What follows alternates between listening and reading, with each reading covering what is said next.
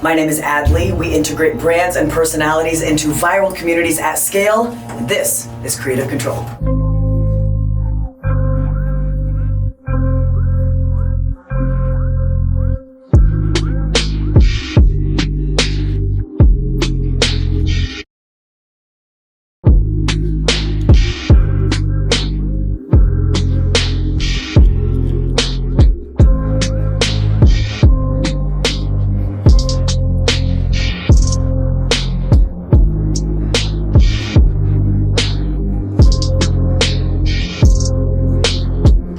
Welcome into Creative Control. So happy to have you. If you're coming back, and this isn't your first time with us, we're so happy to have you back.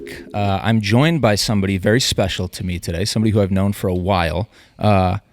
First, I want to lay out some things because you've done some interviews out there already. I think there's a lot that people can learn from you if they just type your name into Google. Something that I do, or into YouTube. Something that I don't want to do though with this show is rehash a bunch of the stuff that you've already discussed elsewhere. Awesome. So here's some things I don't want to talk about. I don't want to talk about how you started as a musician and then got into the social media world. Thank you. I don't want, yeah. You done with that one? I'm done. I don't want to talk about how you developed a first of its kind science to go viral. Thank you. I don't with that one too. All right, perfect. Right track. I don't want to talk about how you generate billions of views monthly. There's an asterisk next to that. Are you at trillions yet? Not at trillions. Okay. I don't even know that we're aspiring for that. Is that a million, I think we're billion? probably at something like that. Yeah, okay. I can't count that. But we're not going to talk about it. And then I don't want to talk about your iconic hat collection. Oh, great. Not on the list. That's a damn shame. Yes. Actually, I'm leaving. That's it. That's all I was here It's the first to do. time I've seen you in not a round hat. I know. I've only seen you in the round ones. I'm branching out. What I do want to talk about is the state of your personal brand. I want to talk about the direction of Viralish and what you're doing over there. And I want to get into working with the world's most recognizable brands and like the pressures that come with performing in those scenarios. Love it. This is going to be a very different show than I've ever done, and I appreciate that. And that's the clip that we'll tease with. Thank you very much for that. Thanks for stopping by. Like, subscribe, all that. Happy you're here with us. First of all, can you start with, explain what Viralish is? Viralish was when we had to just put a name on what we do. They're like, you should call this something. Those are the best names. It was just me and my friends for 2 to 3 years designing some of the internet's most viewed videos that nobody knew that we were behind. Mm-hmm. And then people started to learn that we were behind it, and brands were like, hey, they started coming to me just as an influencer, like, hey, how much to just do this on your Instagram? I'm like, We're sitting on billions of views a month here. Why am I not tapping into this and saying, yeah, I can make a post on the Adley page, but I can guarantee you 50 million views on this if you'd like. Mm-hmm. And they're like, what? And what's your company? I'm like, well, we don't really have one. It's just, I guess it's Viralish. Yeah, here's the invoice. I mean, I can send you that. Yeah, there's no name on it. But yeah, I guess I got to put a name on it, you Yeah. know? So then we started to formalize it a bit more, actually have offers for what we can do for bigger brands. Mm-hmm.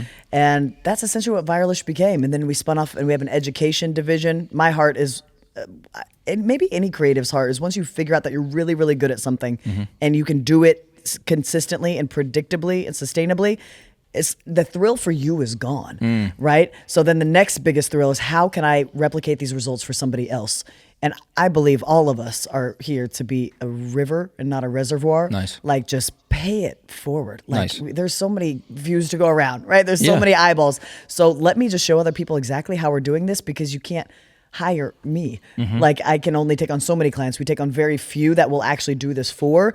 So realize we're kind of cutting our legs off from a business. So then our education division is probably our biggest one now, where we're just teaching people, hey, here's exactly what I'm doing for Land Rover, for Raising Cane's. Here's exactly what I'm doing. Let me teach your social media team, and then they can go do it for you. Have you found joy in like the building and scaling of a team underneath you, or around you rather? No. Okay. I don't. It's hard. Yeah. I'm on the opposite end of the spectrum. As a creative visionary type of person, I will have 5 new ideas for where to take the business, and I'm good at taking action and getting things off the ground, but then I have to manage what I created and put systems around it for it to scale, and I'm weak at that, and so it makes me not enjoy it at all. And then we've tried to bring in a couple different operators to rein it in, but it's hard to find somebody that it's not like a normal project manager. Yeah. You know, they really have to be a strategist for knowing how we do it, and it takes a couple of years for osmosis to kick in. So to be honest about scaling Viralish, that's the probably the biggest struggle of my life right now. How scaling this thing. Can we go into that a little bit more? Yeah. Like, is it just a time thing? Do people just need to be around long enough to start to understand like the culture and the flow of how you guys operate? Do you think that's the struggle, or do you think it's more of no, they fundamentally don't understand what we're trying to do here? That's a great question. I think it is a little bit of both, mostly the former, where I think it's the girl who's the closest to my brain has been with us for 3 years, and she's now communicating to John, our new creative director, videographer, because he hasn't been like a social media manager before, but he's a good visionary and a good creative, but he's not a systems guy either. So who's systemizing the creatives around here? And then ops guy is just, we just had one, and he's coming in from a totally different world to where he doesn't get it and why it's different. We would end up looking like just any other agency, and I don't really call us an agency. When there's not a lot of examples, if any, out there of like operating at that level performance-wise with what I assume is pretty streamlined as far as the team goes. And what I'm trying to do too, like I'm an entertainer first. We just so happen to have a business because we have these unique skill sets, and it is very difficult for me to say no.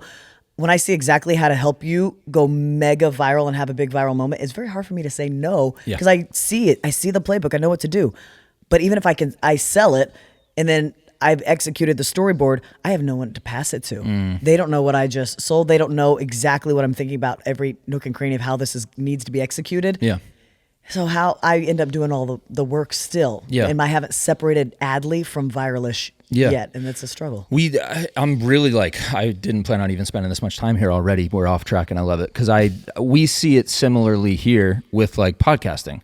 There's networks who do and offer the services that we offer, but it's on a completely different model. And so there's not a ton of like podcasting agencies out there with resume and systems, and I obsess over systems, so that's where I think we've done well. But it's interesting to hear you guys are kind of in the same boat of like, there's not archetypes out there. There's no playbook really that we can look at and be like, that's what we should do. This has been done for a decade and a half. Why not? Right. We're both going blue ocean here. Yeah. So there is no playbook. We're making it up. Yeah. And you are thankfully a beautiful blend of a systems guy and a creative. And you've got that where I think I've become more systems over time. And I just think because of necessity. And actually doing the show has been nice because it scratched an itch that I haven't been able to in a long time. Where it's like I can be creative on my own dime, on my own schedule with no restraints and no clients to be like, hey, what do you think about this? Do you want to do it? And then they have to yes or no it. Yes. But yeah, definitely have leaned way more into the system side of things. Do you feel like you're getting more that way, or are you just like, I don't want to be, we need to find somebody else to do it? There's 4 companies inside Viralish, so some of them are getting tighter. But then even like our speaking business, we're speaking so much more now, and I have no time to like, let me really work on this keynote for this giant thing that I'm headlining. Oh yeah, that thing. That thing that I really want to do because I really love it. But who's going to run these companies? Right. You know, when they're different playbooks. So I'm trying to bring the right people in, but it is tough because then I just created another job for myself to manage that person and get them off the ground. So I think my next step is actually just saying no more, because I'm saying yes because I can, but it's keeping me from doing the thing that I love the most, which is making videos, which is what built this whole thing. How have you, in the hiring process, what have you learned from that? I shouldn't be doing it. Okay. The best lesson you could take out of that. Yeah. Take me out of it. Because I hire everybody on the spot, which apparently you're not supposed to do. Weird. Yeah, that's so weird. I just see the best. I'm like, yeah, you say you can do it. If you want a job, though, slide into Adley's DMs. You got one. Yeah. Get out of there. Yeah. Don't do it. I'm so weak because I don't mean this to credit myself. It's actually a negative quality to see the best in everybody. You believe in people? Yeah. So much. I'm like, you've got it. And I want to be the person that gives you a shot. But then it just creates so much more work for me. Yeah. But it's such a slim amount of people who come with this playbook. And if they have the playbook I need, they're already doing it for themselves and they got their own thing going on. Yeah. You know? Yeah, that's tough. What does your day-to-day look like now? Today, we woke up and I worked for about 2 hours on Viralish U. Our integrator has left. So now I'm with all of our operations team refining the workflows to where now they're just kind of, I'm like, this is genuinely how it was. Have you been paid? Are you getting paid? Did we hire you? When did we hire you? And all this new team that I'm like, oh my God. Who are you again? Yeah. What's your name? Yeah. Hi. Do we have your W-9? Yeah. Systems again. Yes. Yes. Yeah. So it was a bit of that. And then a call from somebody at Jelly Smack. We used to run a bunch of snap shows. And now talking about an M&A deal. Awesome. Then we're finding a contract for our TikTok shop division and a merger that we have going on over there. and then met with our team that comes up with my ideas, and they try to get it 90%. And then I'm like, yes, no, let's shoot this tomorrow. Props list, bam. Sweet. And then I went and did another podcast. So today's my podcast banking day. Well, thanks for squeezing us in. You're very much so working on the business versus like having your hands on content side of things anymore. No, I'm dying to get back on the content side. Wow, that's so interesting. It's crazy though. You know what my favorite thing about content right now is? What? Trial reels.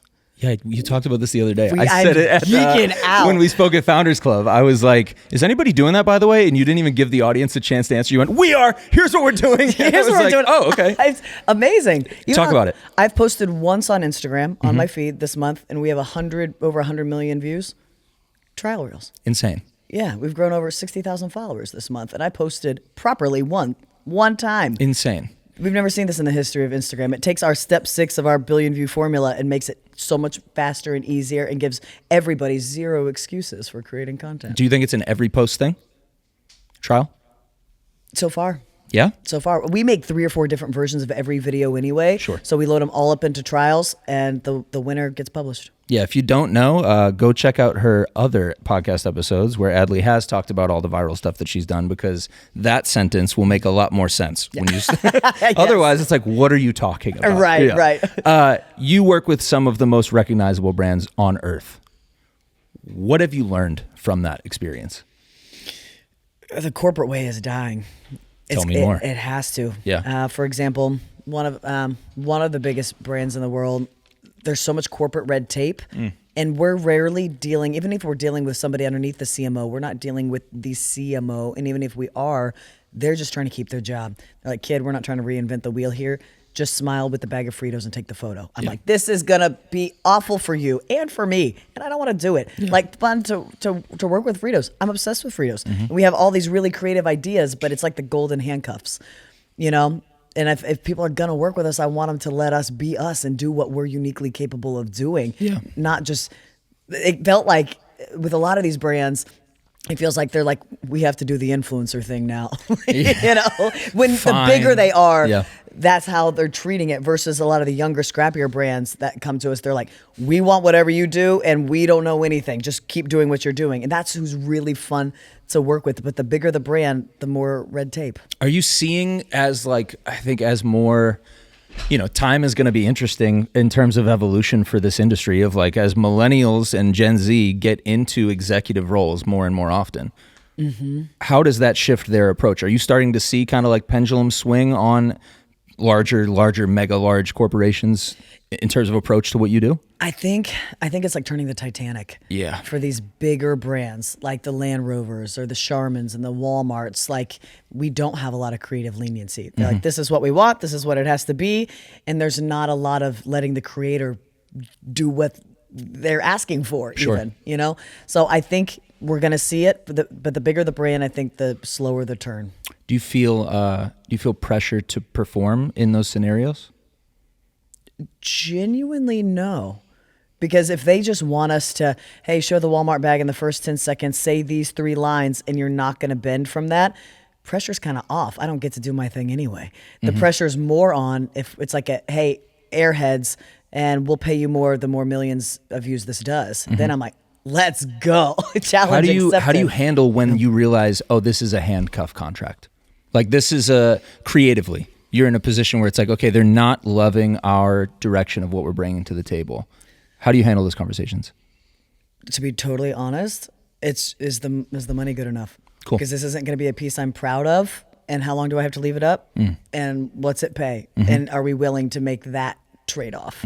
You know, otherwise, if it was not worth it, then it's not worth putting my name on something like that. Yeah. Because I don't want anybody to see this video. Yeah. But if I only have to leave it up for 30 days and it's gonna tank and you're just fine with that, then I guess I can be fine with it too. It's crazy, I think, to hear a creator at your level with the resume that you have as far as like, hey, this is what I do. The views that I'm gonna put up for you if you let me do my thing are gonna be the best you've ever had. Cue Drake song. that you're still facing that same type of like resistance with brands? Because I think obviously smaller scale creators see that stuff all the time where they're like, this is a sick idea, it's going to be awesome, we should do this, and it objectively might be the best creative idea, but the brand is like, no kid, we just want you to hold the bag and smile. You know who advocates for us the most and who we work best with, if they will let us in, is other agencies. And cool. Sometimes agencies hate us because we could make them look bad. Yeah. If the agency has all these ideas and then one of their talent outperforms them, and they need to almost white label us. Like, this was our idea. And some of them are good with that. At the end of the day, they just want to make the client happy. And so one of our agency partners that we do Raising Cane's stuff with, they get us and they're like, go do what you do. To where it was Post Malone opening the new Raising Cane's down in Dallas. And they said, cool, you tell me who you want there. We'll fly you all down. We'll pay for you. And then every other influencer there was just like, hey, we're here at the opening. And blah, blah, blah. And they said, where's Viralish Crew?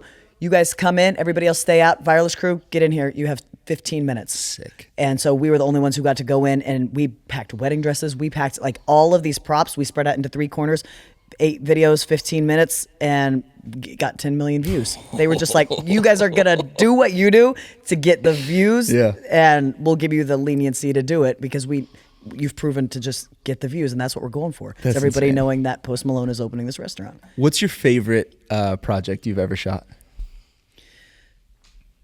Oh, they're like babies, where they're all fun for different reasons. Yeah. As far as a brand post, honestly, that one. Yeah? I do think that one. Or, getting to go down and just say, hey, blank slate, get us minimum 10 million views, and here's Posty, and here's chicken. And we're like, That's all we need, man. Yes. Yeah, good. My messaging points were, Raising Cane's is the best chicken, Post Malone's here, and it's in Dallas. And I love it. Yes. And that's all the blank slate that we need. How many views did it end up doing? You needed how many? 10?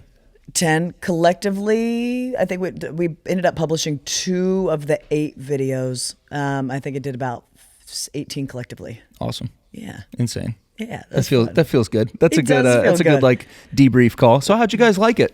Yeah. It did 18. How'd you like it? It was good? Yes. And I'll tell you, we've never, knock on all the wood, sure, not hit a performance deliverable. Amazing. Like First Form is our favorite energy drinks, and they've been a client for over a year. We guarantee a minimum 10 million views a month. Sometimes we're in the 60s. Million views a month. Viral's viral. They give you rollover views? No. And I wouldn't ask, I don't know if millennial audience even knows what that is. Rollover. I don't think they know what that is. That's before. That's hilarious. Let's move on a little bit. Yep. I want to talk about your personal brand. Okay. How would you describe the state of your personal brand right now? Again, I love these questions that you're asking because I can be so honest with you that it's in a massive transition. I've never felt a transition like this before in my life because I'm an entertainer at heart. And here's the transition that I'm struggling with. I'm an entertainer at heart, first and foremost. That's what matters most to me. But we have this mastermind. We're keynoting all these things. We teach people how to do this. We're attracting bigger brands and agencies. But if you go look at my YouTube, you go look at my Instagram, my TikTok, there's no evidence of that anywhere. So if these people that want me to keynote or do this deal with Land Rover, they just come and they're like, this girl trying to make cotton candy in a dryer? Yeah. Are you sure? Yes. Yeah. Is this the right handle? And so not everybody, a lot of people in my life are like, you have to lean into the talking head, the educator, do what everybody else is doing. I'm like, I can't. Physically, I can't because even, 1, I don't want to. 2, do you feel like you're selling out? Is that why you don't want to? No, it's so boring. And everybody's doing the same stuff. I'm like, I understand I can educate a little bit more, but it needs to look different than how everybody else is doing it. Yes. And otherwise, because I'm in all of my coaching saying, you guys stop freaking doing talking head. If one of you does that, just like you're doing it again, you're never going to get out of 200 view jail, and I'm going to smack you because why are you here? And I'm coaching people how to be more interesting with their educational content. So for me, it's 2 questions. It's 1, how do I entertain you in a way, because that's my heart. And we're at the end of it, you're like, wow, I really learned something. Wow, she really knows what she's talking about. Yeah. And I just show the proof in the pudding. Second thing is, how do I find the time to do it right now? I'm in it's a stressful growth season where I can't take my eye off the business. Yeah. Yes. And then third, it's my page is entertainment focused. So I don't want to mix in, this is vanity, straight up. I'm scared to mix in an educational style post because the views aren't going to be that great. So I'm out here saying, here's what we know how to do. Then you come to my page and you're like, 13,000 views on or 100,000, 50,000 views on this. So I can mix in the middle and bottom of the funnel education content. But it's hard because you can't be there for every one of those people who says that, to be like, well, no, that is for those things, not for these things. Like these aren't designed to do that type of performance. That's not what this is. Yes. So what I'm reconciling to is, what if I'm doing like a coach's playbook type of thing where I'm like, here's how we got 80 million views in 6 seconds on this video. Let me break it down, because no one's going to ridicule me for showing you how I got 300 million views on this video and it made what it made. It's crazy how we host a handful of podcasts in here. Obviously, we consistently see reaction content always goes crazy. Yeah. Always. And it's really frustrating, I think, to creators, because they feel like they might be leeching off or not being as like authentically creative as they might want to be for the content. But it's like, no, this is, especially in this case, you have the ability to say, no, this is exactly why this happened. Let's break this thing down. Let's watch tape and break it all down for you. Yes. But it is, it can be a tough little like in between of, I know I'm doing the right thing, but it still kind of feels weird. It does. I enjoy it though. And it's actually feels redeeming to show one of these cringy or overtly silly videos and be like, hey, this made $250,000. Let me show you exactly how we did it. Record scratch. I bet you're wondering how I got here. Yeah. Yes, exactly. Yep. And then break down how we psychologically hooked you every 6.5 seconds in that video, because there is a science behind these dumb, in air quotes, compelling videos that you get sucked into, and you're like, why am I still watching this? Why did I waste 3 minutes of my life? And I love being able to break that down for you of exactly how we did it, and then how you can turn around and do it too, because it's not rocket science, you know? Has being an internet character, has that affected your personal or your business relationships? No, I think it's made him stronger. Cool. Thankfully, my husband, I was doing this when we met, and he had zero social media when we met, and I was vlogging my life at the time for the 13 people who cared. And so thank God he was one of them. Yeah. Yes.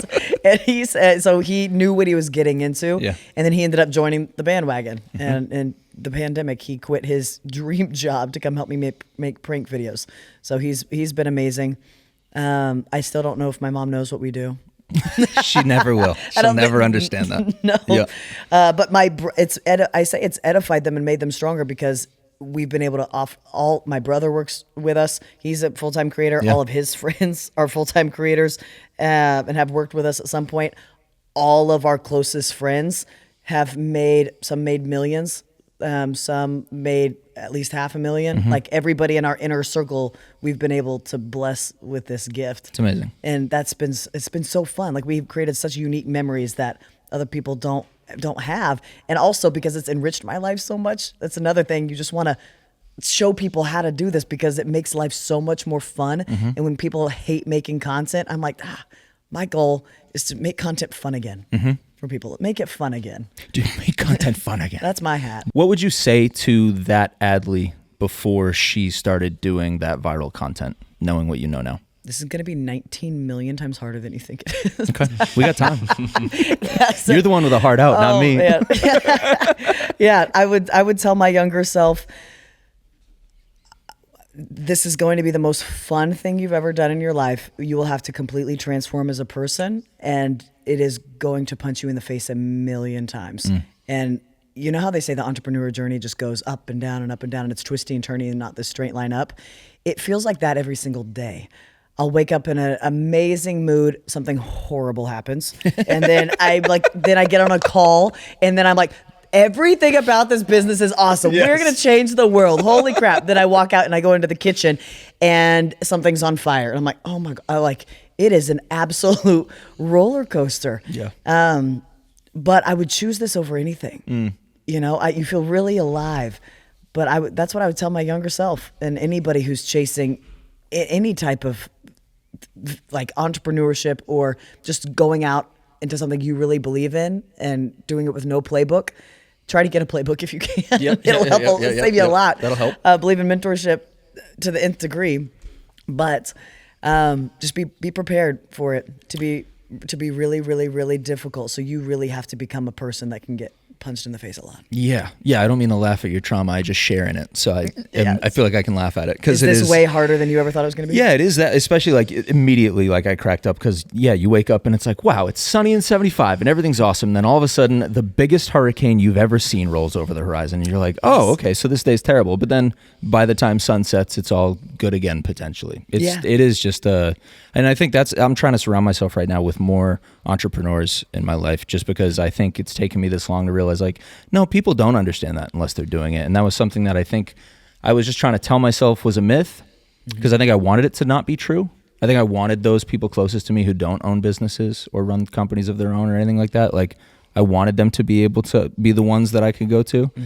And for a lot of things I can, but for this thing I can't. Yes. Definitely something I learned the hard way. And I would say there was a couple years there where everything was amazing. There was nothing bad or really difficult about it. Yeah. And I'm like, what's everybody talking about? This is great. And I would also tell that version of myself, it's coming. Get ready. And I wasn't stretching myself enough then. Yeah. And when you're really swinging for something big, yes, and you see the path and you know that God's put this unique vision in your heart, other people can't see it. I don't mind the doubting, and that part's never bothered me. It's not even who you have to become. For me, it is systemizing it when especially in our industry, it's social media and visibility. It changes so often. Yes. So the second we even put a system in place, it almost feels irrelevant. Preach. You know, that's my least favorite part of my job is the fact that we have to rely on platforms. Yeah. No question. I'm really good at the systems. I'm really good at the content. I'm really good at the people management.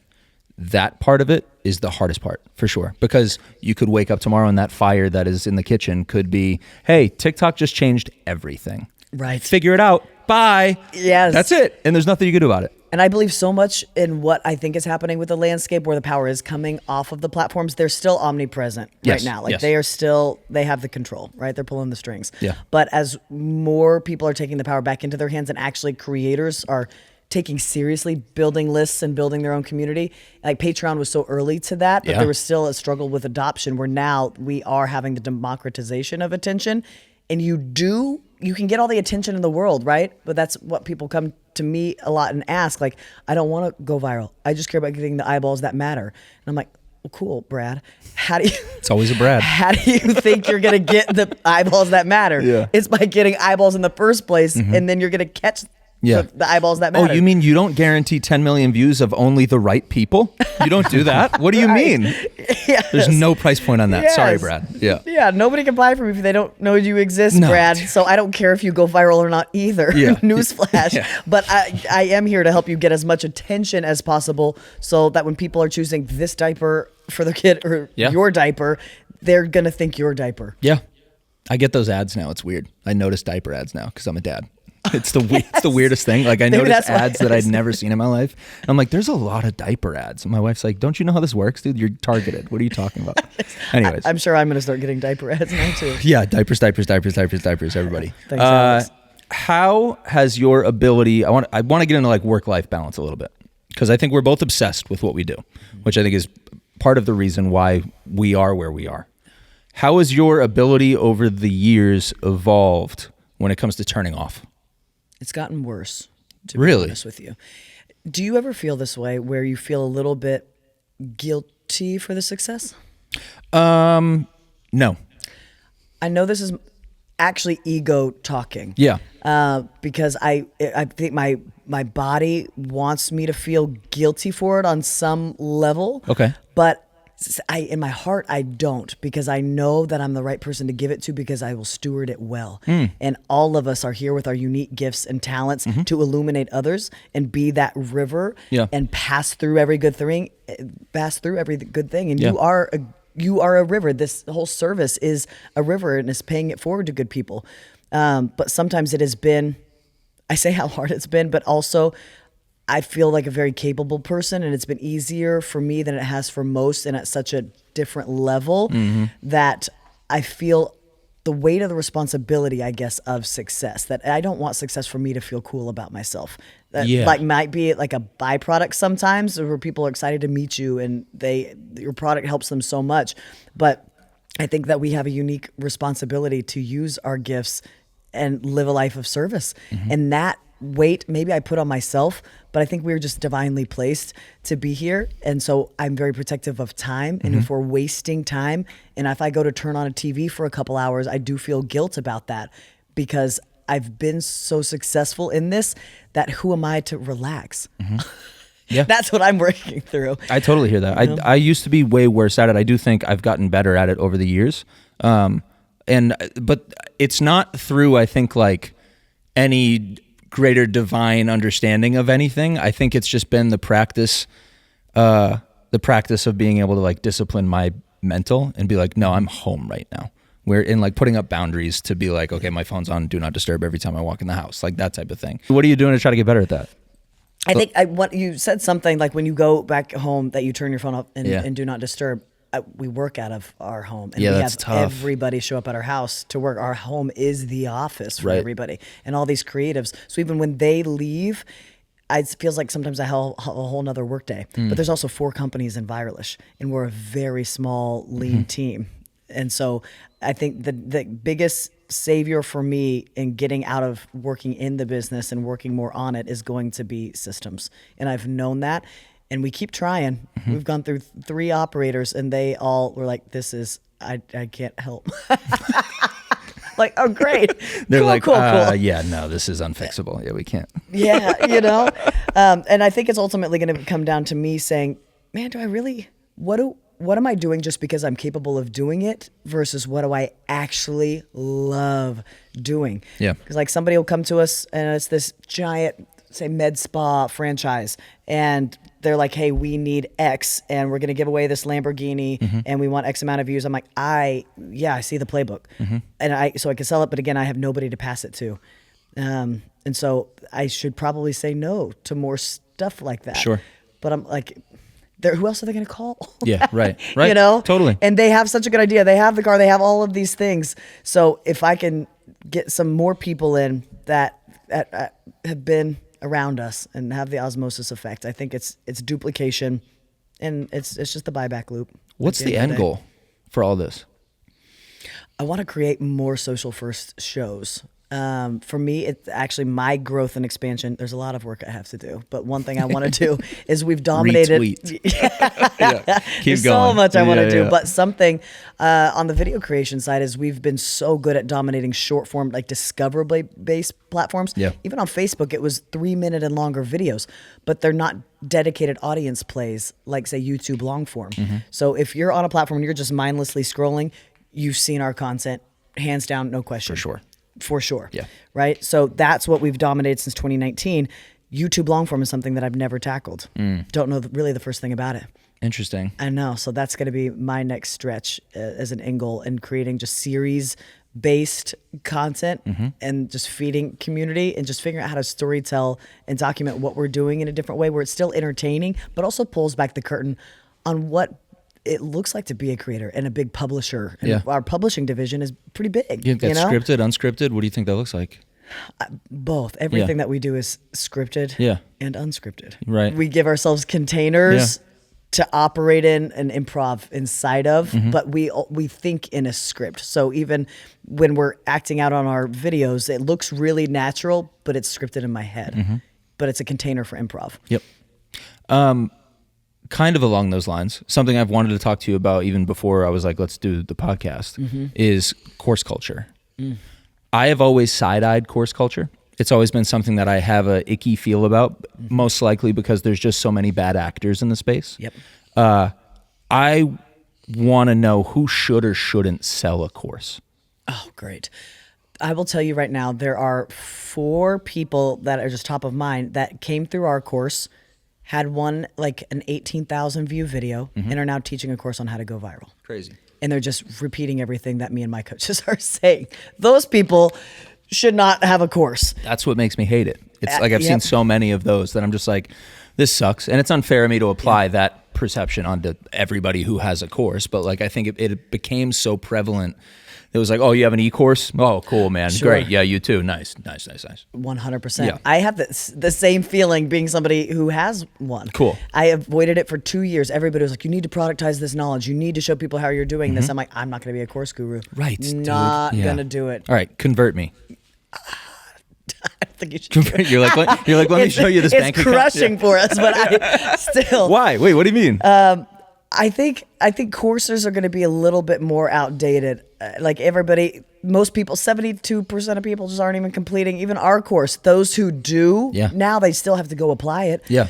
But when we get reviews, like one of the guys from Pentatonics, Kevin, came through our lowest level, and he grabbed me backstage at his concert, and he goes, "Your mini course changed my life." And I'm like, Kevin, he goes, "Look me in the eyes, changed my life." He edified that thing for 9 minutes straight.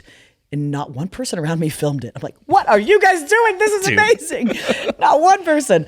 But now he's in our private one-on-one coaching. He's a private viralist client. But he is somebody who can go through a course, and it is the epitome of what is caught, not taught. Most people are just like, yeah, okay. But he got it, and he was like, oh, I know what to do. Let me go try this. He's an action taker. Yeah. And that's really the separator is, one, if you can get somebody to finish a course. Yeah. I bought so many courses I've never finished. But one, if you can finish it and then take it from head knowledge into action. So where I think it's a nice entry, but I'd say what one of my mentors has told me is make your course free and freaking awesome on YouTube long form, where people can consume it and are like, holy crap, she knows what she's talking about. And then you sell implementation. So most of where people are getting the results, they're becoming private viralist clients, or they're joining our mastermind, where I'm showing them, I'm teaching them a framework and saying, this week, I'm tired of talking at you. You guys aren't doing the thing. Here's your homework. Go shoot these 4 videos just like this, and then bring them back next week and let us rip them apart and let us re-script them for you, and let's actively work on this call. Yeah. And people need implementation. Yeah, and I like that. I'm a tough sell. When it comes to anything that someone's trying to get me to do or buy or commit to or anything like that. Like, okay, why though? Like, tell me why. And I think that's also why I've seen course culture the way that I do, is because I'm like, oh yeah, bro, behind that paywall is where all the stuff is. Yeah, I bet it is, man. I bet it's awesome. And even with this podcast, like we're kind of trying this as that. I'm going to give you the info. A lot of these episodes aren't going to be guest based. They're going to be, they've already seen a couple of them by the time this goes out. We're just breaking down game and getting into hey, here's how you do this clip model that we pioneered here. Here's how you focus on hosting a show. And I think that's I like how you worded that, of sell the implementation. You know what we're going to try is they want proximity.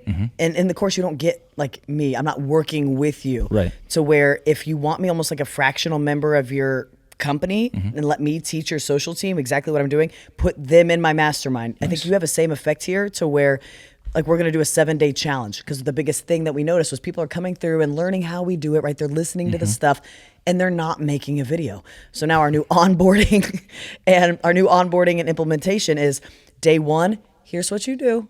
Day 2, you wake up and you do this, and it is a live challenge. And by the day 6, you show us your video on a live call. We rip it apart before day 7 is publishing. So now time to value, when you enter the Viralish ecosystem, by day 7, you've posted a video using the formula. You get confident right away. That is probably going to overperform for you, because we had eyes on it. Yep. And now you have some momentum. And we had the proximity, you had the implementation. So say people are wanting to start their own podcasting studio. It could look like a challenge where you're doing it with Alex. Yep. Day 1, I want you to go do this and this. Day 2, then you just bring him to value so much in a short amount of time. The first week, 7 days, they're like, holy crap, I'm here, I do it, I have a setup now. Easton, that's like the idea that I texted you about the other night at 2 a.m. when we're not going to say what it is on here, but that was kind of that was the phrase. And he was like, bro, what are you doing? It was not 2 a.m. actually. Don't give yourself that. But say it was like that was like 4 p.m. I don't know your exact business model, but it was like how to 0 to 1. Here's how to have a podcast in the next 7 days. Yes. You know? It was very similar framework to that. It was for a different market. But we can talk about it after, because I think it is something that we'll do, and I think we're definitely going to take that into account. As we wrap here, what are you excited about right now? It can be anything personal or in business. Oh, I'm really excited about the future of content being shoppable. I'm really excited that it has never been easier to be a creator. And it has also, I think, never been harder in the sense, because it is so saturated. But I'm really just excited for the future of the creator economy. We talked about this a little bit, but it is not just the future of the creator economy. It is the future of the economy. And we have active participation in that. If you can learn to be a storyteller, your future is set. And that's why I'm so amped about what we do, because if we can just teach you how to tell that couch over there. It's improv at its finest. It's acting at its finest. You don't have to wait for a gatekeeper to do exactly what you want to do. That's what I respected about early Viners. Like all wanted to be actors. They all moved to Hollywood, and like they didn't wait for a casting director to be like, you're good enough. They just started acting, and now look at where they are. Yeah. You know, like it's democratized the ability to do whatever the heck you want. The playing field is level, and that genuinely fires me up every single day. Every single day. That is a huge driver for me. And so I'm very excited about just Viralist's stake in that space. And so that just really that's the biggest thing that lights me up. And then there's so many tiny things. But on a personal level, I really want to go to Hawaii. Okay. Just never, have you been? No. Okay, cool. I'm so you just really want to go. Traveled. Yeah. Not well traveled at all. Do you have time? Like, do you make time to do anything going like to San that? Diego next week, but it's because we're headlining Working. social media marketing world, Yeah, you right. know? Yeah. And so I'll get to see the seals. Yeah. Maybe on the beach. And that's beautiful. I'm so thankful that this job lets us travel and so much. But we're doing so many podcasts while we're there, so many like dinners and stuff like that. But then again, I asked for this. Sure. You know, so I can't complain. Yeah. I think that my biggest work is learning how to do what you've gotten better at, which is enjoying it a little bit more. I enjoy it, but I'm not stopping to smell the roses all the time, because as soon as I start to smell them, I smell fire. I'm like, oh, where's the fire? I gotta go put out. Yeah. Well, and I'll tell you, having a kid was a big switch flipped for that in terms of making me take stock like that. Yes. For sure. Like that was an immediate recalibration of everything. My whole priority list was like, oh shit. Were you really nervous about that going into it? No, because we had planned it. Like it was long in advance. I've been with my wife since we were 18. We told ourselves we were going to travel and do things and build stuff through our 20s, and then we wanted to try having a baby around 30. Yeah. So then we pushed it a couple years later. We were, thank God, fortunate enough to get pregnant pretty quick. Yeah. And so it was really like according to the plan. I'm so grateful that God honored that. Yeah. But it was less nervous when we found out we were pregnant and more, I just realized what I actually care about. Like, I just realized what really matters. Yeah. And all of a sudden, like, even conversations I was having with certain people, whether in business or personal, I was like, this is so not important at all. This, like, whatever this is something that might have stressed me out beforehand. Now it doesn't anymore. It's just a totally different, I don't know, just taking stock like that really put things into perspective. And then when we had her, when she got here, was like okay, cool. Got this it. is all that matters. Yes, but also like as much as I feel like I have less time now than I ever have, I feel like I'm more efficient than I've ever been. And the way I just thought of this last night when I was talking to somebody about it, I found that when I was in school, I was playing baseball. I always got better grades in season. And it was because I had to have more structure. I had to have systems. I knew I only had this amount of time to get this thing done. Whereas like in the fall, we were just in off season and I was hanging out and like drinking and whatever. Yeah. And I had much worse grades consistently every single year. And I think right now I'm in season is how I feel. Of like, I think I'm in a position where I now know the value of time. Yeah. And I think also there's I'm thinking about college education behind the scenes for my daughter in the future. So there's also that motivation. But yeah. Yes. Yeah. That's definitely been a big one for me. That's what I want for myself. Yeah, so have a kid is what I'm trying to say. Just I know. And that'll make you change everything. I think if Blake, my husband, had to have the kid, we would have had one by now. I think it's because of how much it physically will have to slow me down. Yeah. You know, which will be a good recalibration. Physically, for and I'll sure, for feel you. less guilty saying no to all these things. Yeah. But I secretly, I do take on these projects because I like them and I like birthing businesses. Nice. I like birthing Very in a nice. different I see what you did capacity. there, yeah. You like that, Easton? That's good from the back room. Yeah. Somebody called me a birther once. They go, "You're a birther." I'm like, "Don't tell my mom that." She disagrees. Yeah, she disagrees. I would love for me to be a birther of humans. But I think I have no doubt that's the greatest blessing of all. Crazy. And then I think it's. But there's a time for it too. Like I'm thankful that we did it when we did. Yeah. And I hate that there is the biological clock on a girl. Yeah. I think it is extending a little bit. But yeah, I just think I will have to be prepared for a giant, like 180 of a shift. But maybe it'll be welcomed. And so I'm actually going through that practice. Like, would I care about this if I had a kid? If the answer is no, nice. Then I am killing some things. Yeah. Yeah. Nice. I like that. Yeah. Give yourself some credit, huh? Yeah, I'll give it a little bit. Is there anything that you wanted to talk about today that I didn't ask you? No, I'm really thankful for where you took this conversation. And it's nice to just have a transparent, honest conversation about the backside of the business. Because every other podcast does a good job of like, I mean, here's the highlight reel. Here's all the accomplishments. Here's how we help people, blah, blah, blah, blah, blah. But like you said, you can go elsewhere to find that. And so I just want to say, if you're struggling, going through the process, join the club, and soak up the moments, really soak them up while you're in them, and write them down, because oftentimes the negativity and how hard this is can cloud that, and you need to write it down and remember how this accomplishment made you feel. And I write it down every day now. Like, here's something awesome that happened. Here's something I'm grateful for. Gratitude practice has been huge for me, always has been. That's what pulled me out of bankruptcy into where we are today, was actively being a joy-filled person and being like, this is going to make one heck of a testimony someday. Yeah. Even if it was only this box of water that I was grateful for that morning. That was what I was grateful for. And just actively went through how thankful I am to have this and how it's going to nourish me and empower me and fuel me to do what I need to do that day. And that changes your brain. I am very influenceable and I'm impressionable. I know this about myself. I would never put that on you. That's interesting. Very much. Ask anybody who knows me. I believe the best in everybody. I'm gullible. And I just see the world the way I want to see it sometimes, in case of how not how it is. Sure. And so especially when I was bankrupt and couldn't put gas in my car, it was like this horrible time, but I knew I was going to be successful. I knew it. It was written. It was just a matter of when. And so since I knew that story was already written, I would just control my inputs as much as I could. So I only listened to great podcasts because they could be my mentors from afar. And proximity it didn't matter anymore, right? And so I just controlled my inputs and only let things that helped turn me into the person I try to be today into my mind. And that ended up shaping who I became. And yes, it probably took 8, 9, 10 years, but we're still working on it. We're still a work in progress. There's still so much that I want to do, but no matter where you're at in your journey, just stop and appreciate who you've become in the last year.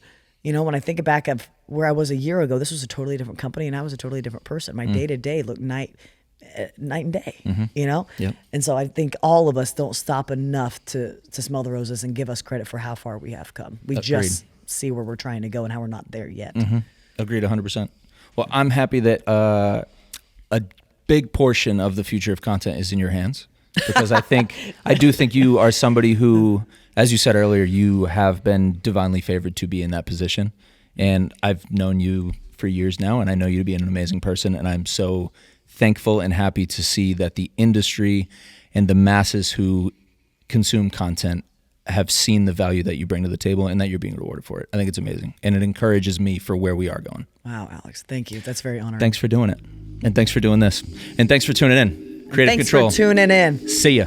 See you next time.